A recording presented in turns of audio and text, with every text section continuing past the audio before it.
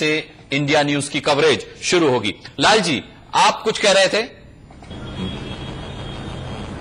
मैं ये कह रहा हूं कि मैं आपकी राय से सहमत नहीं हूं कि ये विषय, ये बहस का है क्यों? क्या हम दबाव में अब न्यायपालिका को, कुछ खास लोगों को के दबाव में आकर और न्यायपालिका को अपना दायित्व करने से रोकेंगे? जी, आपने बहुत बड़ी बात कही। ये इतना सेंसिटिव मामला है। नहीं, पहले मेरी बात सुन इस बात को समझ ही नहीं रहे कि न्यायपालिका ने उनके विरुद्ध जजमेंट दे दिया है। अब हम किसी प्रकार का दबाव न्यायपालिका नहीं बना सकते हैं। प्रभाव की बात करें, हिलाल नकवी साहब, लालजी साफ तौर पर कह रहे हैं कि क्या किसी रसूख और प्रभाव के चलते हम न्यायपालिका को बना रहे हैं? नहीं, लालजी टंडन साहब को ही मैं जवाब दे रहा हूं कि जब सुप्रीम कोर्ट का फैसला आ गया है तो हम हर दबाव बना रहे हैं किसी न्यायपालिका पर। न्यायपालिका ने तो बहुत ही स्वच्छ जजमेंट दिया है और जिसके बारे में कोई कुछ कह ही नहीं रहा है। हर आदमी ये बात कह रहा है कि न्यायपालिका ने एग्जीक्यूटिव। हिलाल साहब आप भूल रहे हैं कि कार्यक्रम के शुरू में, हिलाल साहब आप भूल रहे हैं कार्यक्रम के शुरू में मैंने आपसे एक सीधा सा सवाल पूछा था कि क्या संजय दत्त को माफी मिलनी चाहिए, और आपने बड़ा सीधा सा उसका जवाब दिया था कि मेरे हिसाब से हाँ मिलनी चाहिए। ये दबाव था एग्जीक्यूटिव पे जो आपने डाला है। साहब देखिए, अगर दबाव की बात कर रहे हैं तो बात सीधी सी ये है कि जब कभी भी संजय दत्त के इस जजमेंट को लेकर के सारे के सारे चैनल जो है इस पे लगातार बहस करेंगे, लगातार इस पे बात होगी, तो ये अपने आप में दिखाता है कि देश की जनता की भावनाएं क्या हैं और उन्हीं भावनाओं का आदर करके भावना से हम कानून चला करेंगे, सजग भावनाओं से हुआ करेंगे। अगर वो कोई आम आदमी होता तो शायद कोई भी मुझसे आकर के ना पूछता कि मेरी उस पर क्या प्रतिक्रिया है। तो अगर आप दबाव की बात कर रहे हैं तो दबाव तो जैसे ही उनके पर कहा गया वैसे ही लगातार जो है सारे पेपर्स में छपेगा, सारे न्यूज चैनल्स में आएगा। तो ये फैन फॉलोइंग है और फैन फॉलोइंग तो अभी जाति वर्ग की बात तो आपने शुरू की थी। फैन फॉलोइंग की बात तो आपने शुरू की थी। आपने कहा था कि जैसे सचिन तेंदुलकर के लिए फैन फॉलोइंग का महत्व है, अमिताभ बच्चन के लिए, वैसे संजय दत्त के लिए एक्सपोज कर रहे हैं, हम एक्सपोज कर रहे हैं इस बात को।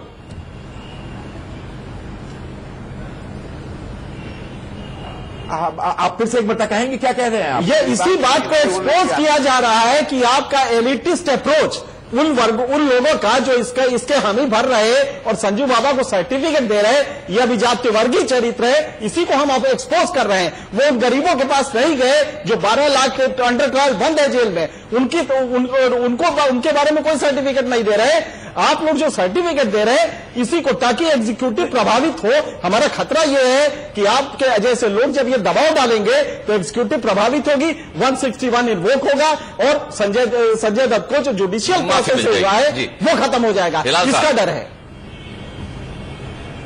जी देखिए, जहां तक कि गरीब लोगों का सवाल उठता है तो हम आपके साथ, मैंने पहले भी कहा था, और गरीब लोगों के लिए भी पूरी एक मुहिम चलनी चाहिए। और जो आपने आंकड़े दिए वो चौंका देने वाले आंकड़े हैं। तो आप चलाएंगे बड़ा प्रतिशत जो है, आंकड़ा मैं एक बार फिर दे देता हूं, आंकड़ा एक बार फिर दे देता हूं। देखिए आंकड़ा बदला है, उसके विरोधी देखिए आंकड़ा दिखा देते हैं हिलाल साहब, आंकड़ा फिर बदला है और आंकड़ा पल पर बदलेगा। 17% लोग कहते हैं कि नहीं मिलनी चाहिए संजय दत्त को माफी, वहीं 83% लोगों का हिलाल साहब अब मानना है कि माफी मिलनी चाहिए संजय दत्त को। बोलिए। फोरम पे आपका साथ दूंगा। अगर मैं इस फोरम पे आपका साथ दे रहा हूं तो इस फोरम के अगर मैं बात कर रहा हूं तो उस फोरम पे भी आपके लिए बात करूंगा। बहुत बढ़िया, बहुत बढ़िया। तो इसलिए कम से कम एग्जीक्यूटिव में ये दबाव नहीं पड़ना चाहिए, और अगर पड़े तो उन सारे गरीबों के लिए पड़े जो कि 3, आपको जैसे मैंने आंकड़े बताया जिस आंकड़े का जिक्र कर रहे हैं कि इस समय लोअर कोर्ट में अभी मैं रजी अहमद साहब के पास भी जाऊंगा। रजी अहमद साहब आप कुछ मुस्कुरा रहे हैं, आप हिलाल साहब की बात सुनकर कुछ मुस्कुरा रहे हैं। रजी अहमद साहब, ये एक मुहिम चल सकता है तो गरीब लोगों के लिए भी मुहिम चल सकता है। और ये जो है, देखिए हम लोग तो बिल्कुल जज्बाती होकर के बात कर रहे हैं। ये सुप्रीम कोर्ट के जजमेंट का सवाल है और उस जजमेंट को सुप्रीम कोर्ट को आम जनता यहाँ की उसकी आस्था सुप्रीम कोर्ट में है। इसलिए जुडिशरी को जुडिशियल प्रोसेस में जाने दीजिए। जज्बात और मेजोरिटिज्म और माइनॉरिटीज जो गिनती आप लोग दिखला रहे हैं इससे लोग भ्रमित होंगे।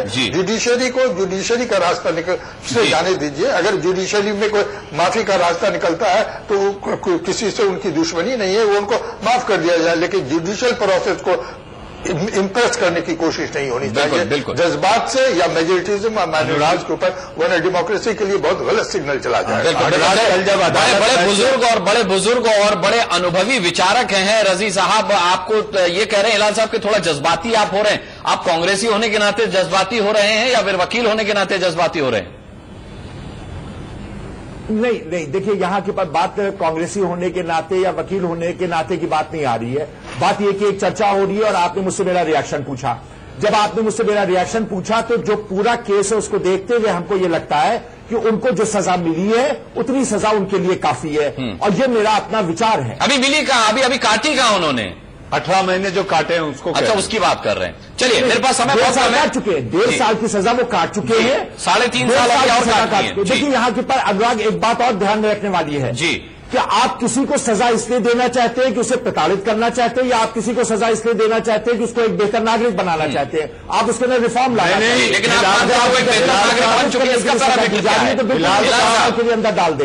लेकिन अगर आप रिफॉर्म की बात करते हैं, क्या व्यक्ति जो है वो अपने आप में पहले से बेहतर हो गया है। चलिए मनीष जी, बहस बहुत आगे बढ़ जाएगी, मेरे पास समय की कमी है। मैं फाइनल कमेंट लेना चाहूंगा सत्यदेव कटारे जी, आप भी मानते हैं कि अगर अपराध हुआ है तो उसे अपराध की श्रेणी में रखा जाएगा। आप मानते हैं कि अगर कोर्ट ने कोई फैसला सुनाया है तो उस फैसले का सम्मान किया जाना चाहिए। लेकिन अब जब आप कहते हैं कि हां, अगर माफी का सवाल है तो माफी दे देनी चाहिए, उसके पीछे क्या होता है? उस विचार के पीछे क्या है?